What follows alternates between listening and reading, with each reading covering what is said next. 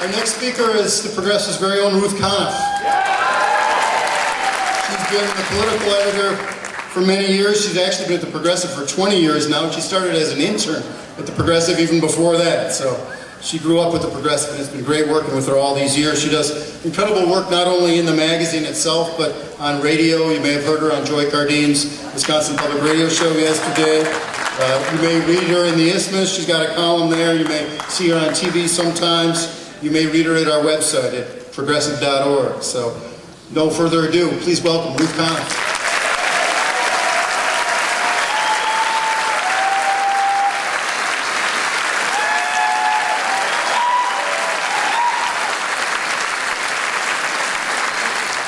Thanks, Matt.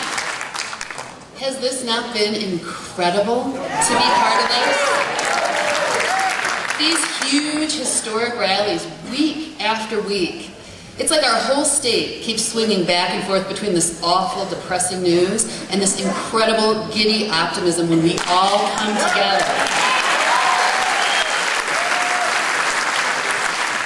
I was sitting in my basement with the television on watching Scott Walker give his budget address. And I just couldn't be down there alone. So I ran upstairs and I grabbed my first grader by the hand. She still had her backpack on, and we ran to the Capitol like everybody else we know. We were all there. You were there and we were there, and we couldn't get in.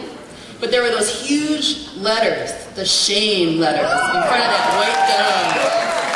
And the whole crowd was just reverberating, chanting, "Let us in." It was just the most cathartic moment. It was just incredible. We went back when we heard the news about the secret midnight vote. And when the Senate passed this god-awful union-busting bill and undid 50 years of labor organizing in 10 seconds, we went back, and this time we got in. And we were all inside. Because we knew that's where we had to be, in the Madison Capitol building, which has become our Tahrir Square. Our house. Our house. Whose house? I knew I was at the Revolution when I saw my kid's gym teacher. And she told me she'd just climbed through a first floor bathroom window because she had to get inside.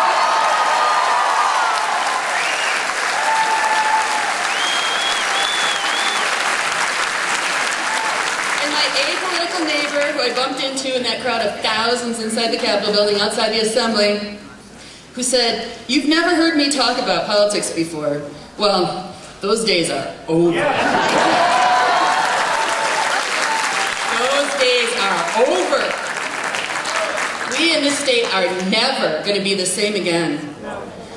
And as frightening as these times are for so many people who will take the brunt of Walker's cruel budget cuts, and it is going to be bad, we are also experiencing something marvelous. Because this is nothing less than the rebirth of broad-based progressive politics and the reanimation of the American labor movement.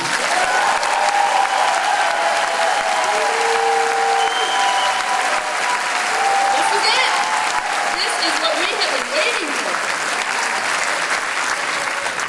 for. You know, we on the left, in left-wing media, we are awfully used to talking among ourselves. And we talk about arcane topics like how the Koch brothers pour billions of dollars into think tanks, and these are part of campaigns that fight labor unions. And we talk about corporate influence on the mainstream media and about how Fox News is part of the right-wing echo chamber. Well, guess what? This is not a private little conversation anymore.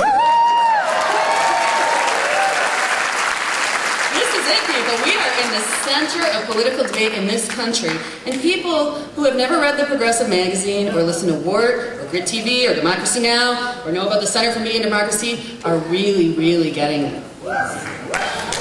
You should hear my neighbor, a teacher who's married to a Republican who is of no political persuasion that she advertises, talking about how she was completely transformed by the experience of marching with her union into that echoing marble temple of democracy. Yeah. With the prison guards behind her and the firefighters behind her and their boots drumming on the floor, chanting, "Union power!" She said it was so powerful, it was so moving.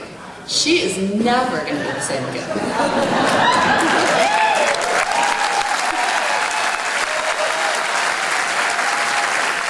I was in Washington, D.C. when the whole thing broke in Wisconsin, and I was dying watching it on CNN. And the pundits were getting it so wrong. And Mary Maitland was on there talking about how fed up people are with overpaid teachers.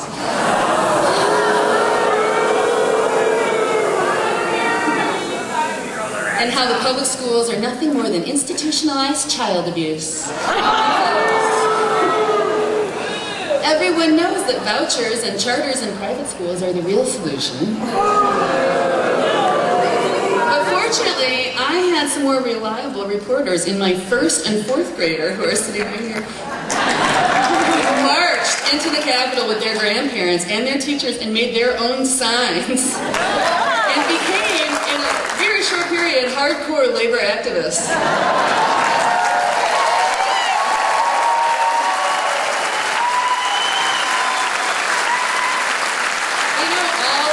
Government works, how a bill becomes law. This is way beyond Schoolhouse Rock. They know how a movement of people can transform history, and they will never be the same again. They know they have a voice. They have a voice. They have a voice, and they are using that voice. You can ask some of my formerly apolitical neighbors who the Koch brothers are, or what no-bid contracts mean, or who really benefits economically from these shock doctrine budget cuts that will bankrupt our schools, leave potholes in our roads, and funnel hundreds of millions of our dollars to the governor's corporate cronies. It is a whole different world now, and people really get it. In the conference room at the Progressive magazine, we have all these shelves of musty-bound volumes, old, dusty, cracked, tabloid-sized editions of the original La Follette's Weekly from 100 years ago, and yellowing copies of the Progressives from the 1930s. And in those bound volumes, you can see photographs of the massive marches led by teachers and other union workers who started a prairie fire in the Midwest. Well, that fire is burning again, and it started here.